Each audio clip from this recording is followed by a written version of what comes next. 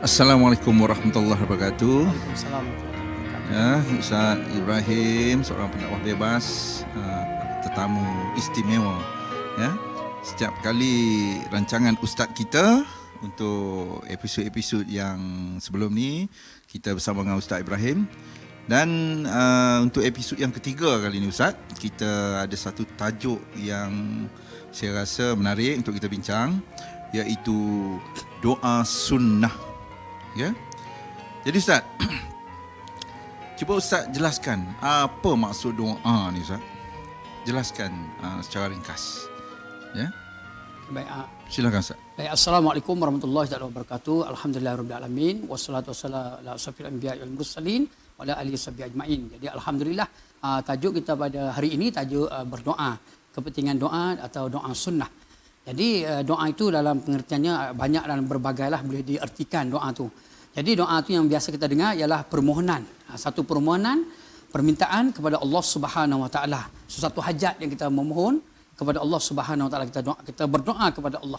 Dan doa itu Nabi sebut doa silahul mukmin. Doa itu merupakan senjata orang mukmin, sebagai senjata orang mukmin. Jadi di mana saja dia bergerak, dia pergi, dia mesti bersama dengan doa. Kerana doa itu sebagai benteng, senjata orang mukmin untuk dalam satu perkara yang dia lakukan dalam kehidupan dia di dunia.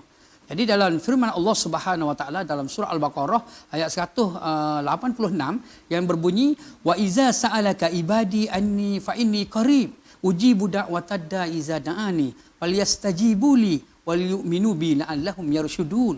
Yang bermaksud, wahai Muhammad, jikalau hambaku bertanya tentangku. Allah berfirman, Allah sebut, wahai Muhammad, jikalau hambaku bertanya tentang aku, kamu beritahulah kepada mereka, sesungguhnya aku itu Allah Subhanahu Wa Taala sangat dekat dengan mereka. Dengan hamba tu Allah berada sangat dekat.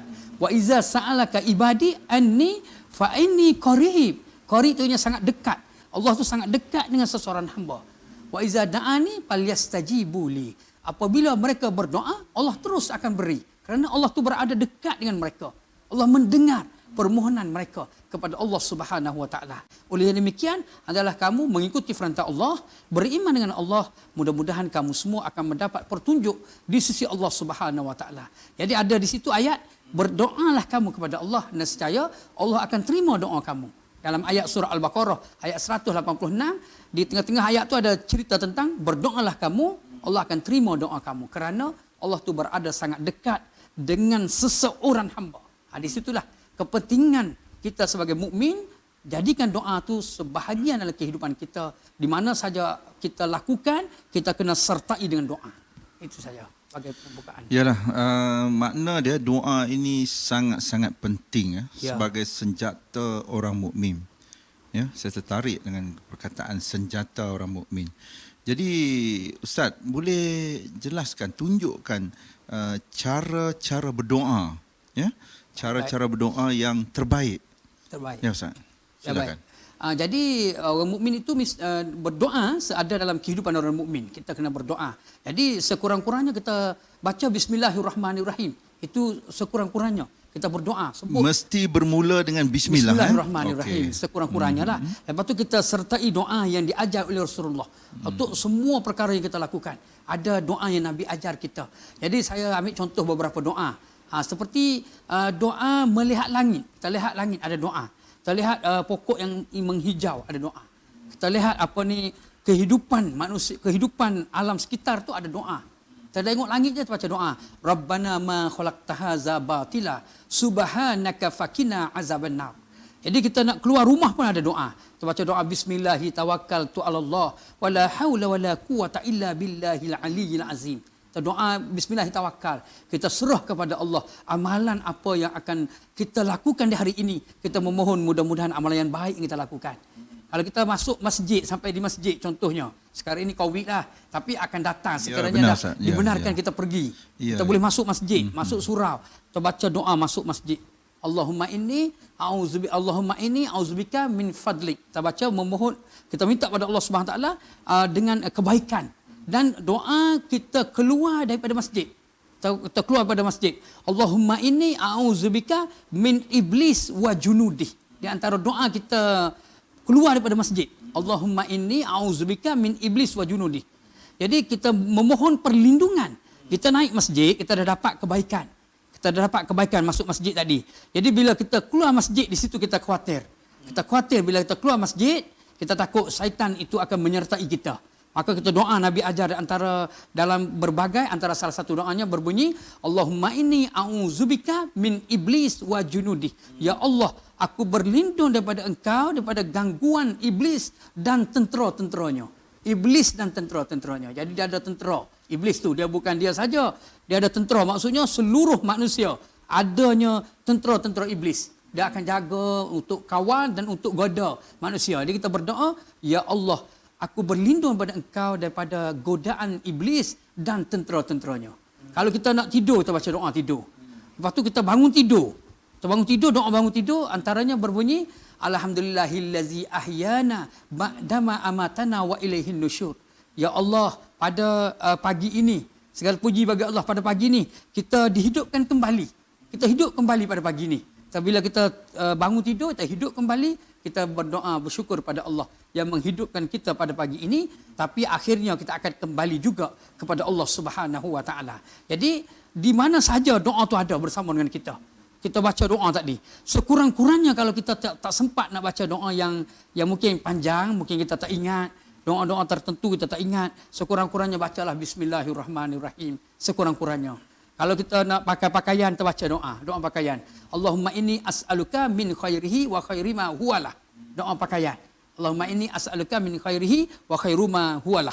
Kita baca doa memakai pakaian, membuka pakaian, doa makan, doa kita nak masuk tandas, keluar tandas, masuk masjid, keluar masjid, nak tidur, nak bangun daripada tidur, semua ada doa. Jadi saya bawa secara ringkas saja. Doa tu boleh kita rujuk dalam buku, ada rujuk dalam internet dan sebagainya. Cuma kita nak beritahu tentang kepentingan berdoa, kebaikan kita berdoa kepada Allah Subhanahu Wa Taala, kerana doa itu doa silahul mukmin. Doa tu senjata orang mukmin, senjata orang mukmin. Dan orang mukmin juga Nabi sebut di antara senjata yang lain juga Nabi sebut senjata orang mukmin juga sabar dan berdoa. Sabar dan berdoa juga ada dikira senjata orang mukmin juga. Dia bersabar, lepas tu dia berdoa. Itu juga senjata orang mukmin. Okey Ustaz, okey. Satu soalan lagi Ustaz. Apakah golongan-golongan yang diterima doanya Ustaz? Golongan-golongan yang diterima doa. Kadang kita ni manusia ni macam-macam lah kan. Kita ada orang yang rasa dia ni banyak dosa kan. Ada orang yang berasa dia golongan orang yang terlalu alim kan. Jadi soalan saya ni, apakah orang-orang yang doanya diterima oleh Allah Subhanahu Wa Taala? Golongan manakah Ustaz? Silakan Ustaz. Baik. Jadi kalau kita lihat beberapa hadis Nabi dan doa di antara golongan yang diterima doa, ada beberapa golongan. Ada golongan ni doa dia diterima dengan satu peringkat ini. Atau ada tambahan lagi. Seperti dalam sebuah hadis Nabi sebut 3 golongan doanya tidak ditolak. Pada hadis lain lagi tambah lagi, jadi 5. Semua jadi 5. 3 golongan yang awal tidak ditolak. Yang pertama, doa orang yang sedang berpuasa. Dia sedang berpuasa, di antara doa dia mustajab. Bila berpuasa kita berdoa, doa kita mustajab. Yang kedua, doa orang yang sedang musafir. Kita cerita yang lepas, beberapa episod yang kita pernah berbicara sebelum ni, doa orang alim yang bermusafir, berdakwah tu musafir. Dalam musafir tu dia berdoa. Berdoa tu di antara yang mustajab. Doa orang yang sedang bermusafir yang baik. Musafir yang baik. Kalau kita nak balik kampung pun dia kira musafir yang baik. Perjalanan tu, kita singgah dalam satu perjalanan, kita sembahyang jamak, sembahyang kasar jamak, lepas tu kita berdoa. Ada doa di situ, doa yang mustajab, doa orang yang sedang musafir. Dan yang ketiga, doa orang yang kena zalim, dizalimi, diinyayai, difitnah. Dia sedang melakukan benda tu. Sedang berpuasa, sedang bermusafir, sedang difitnah. Dia kena inyaya, kena fitnah pada orang. Masa tu doa dia sangat mustajab. Sangat mustajab. Lepas tu ada riwayat yang lain pula, ada tambahan lagi. Doa ibu bapa untuk anaknya. Juga mustajab. Doa seorang ibu bapa kepada anak dia. Doa tu mustajab. Dan yang kelima, doa seorang rakan kepada rakannya di belakang. Dia tidak tahu kita berdoa untuk dia. Itu di antara doa yang mustajab. Dia tak tahu kita berdoa untuk dia. Itu antara doa yang baik. Jadi itulah di antara doa yang perlu ada dalam kehidupan kita. Kata Tok Guru saya masa belajar, dia kata kalau kita tak boleh sebutlah doa-doa yang tadi, mungkin kita tak ingat. Doa nak pakai pakaian, doa nak keluar rumah, nak masuk masjid dan sebagainya, mungkin sukar bagi kita, setengah tu tak hafal. Sekurang-kurangnya bacalah Bismillahirrahmanirrahim. Sekurang-kurangnya. Kalau tak boleh baca juga Bismillahirrahmanirrahim, tak sempat, berat, bacalah Bismillah pun tak apa, dia kata. Sekurang-kurangnya ada Bismillah. Ada perkataan tu Bismillah. Sekurang-kurangnya. Kalau boleh Bismillahirrahmanirrahim, alhamdulillah lah. Nak cepat sangat dah ni, bacalah Bismillah. Boleh dah. Kalau boleh Bismillahirrahmanirrahim, alhamdulillah. Ataupun tambahkan lagi dengan doa yang lengkap. Salah satu doa, tapi kena hafal lah. Kena hafal dan kita kena amalkan. Baru kita mendapat meneruskan doa itu seperti yang dikehendaki oleh Rasulullah sallallahu alaihi wasallam. Dan juga doa, contoh doa makan, doa yang biasa kita buatlah, doa makan. Kita baca doa tu, betul lah tu doa makan, Allahumma barik lana fima razaqtana wa qina azabannar. Cuma kadang-kadang kita terlupa. Bila terlupa di tengah-tengah tu atau dah selesai makan, kita boleh baca doa ketika sedang makan dan selepas makan. Doa dia berbunyi Bismillahi awwalahu wa akhirahu. Baca doa tu disebut dalam riwayat muntah kembali syaitan tadi. Syaitan tu akan lari kembali.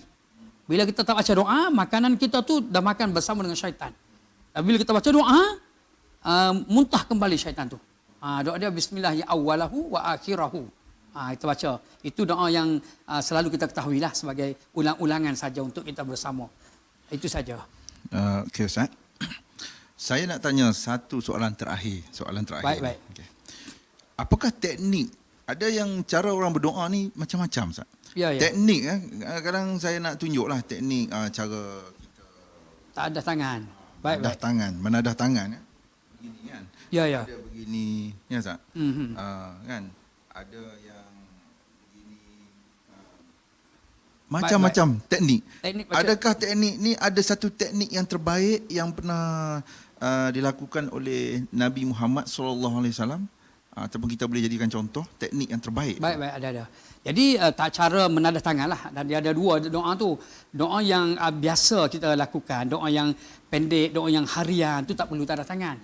Doa yang perlu tadah tangan ni ialah doa yang khusyuk. Doa macam selepas solat, doa yang kita kata kita tu berada di satu tempat tu agak lama, tidak bergerak lah. Kalau kita bergerak naik kenderaan apa semua, kita berjalan bergerak, yang tu tak perlu tadah tangan. Doa harian, doa yang datang sekali-sekala macam doa solat, doa yang kita duduk. Jadi doa tu kita perlu tadah tangan.